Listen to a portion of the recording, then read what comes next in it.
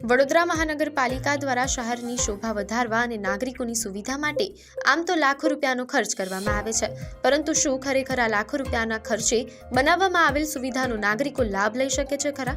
આ સવાલ એટલા માટે થાય છે કારણ કે જુઓ, આ છે ફતેગંજ બ્રિજ નીચે બનાવવામાં આવેલ બાળકોનું ઇન્ડોર રમત સંકુલ. અહીં બાળકો માટે શાનદાર સુવિધા કરવામાં આવી છે.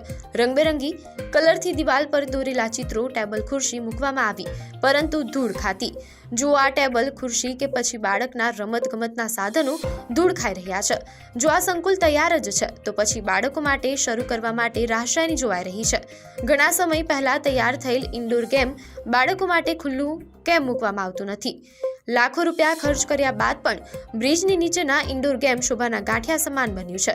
સત્તાધીશો અને જવાબદાર તંત્ર શેની રાહ જોઈ રહ્યું છે તે સવાલ ઉઠ્યો છે.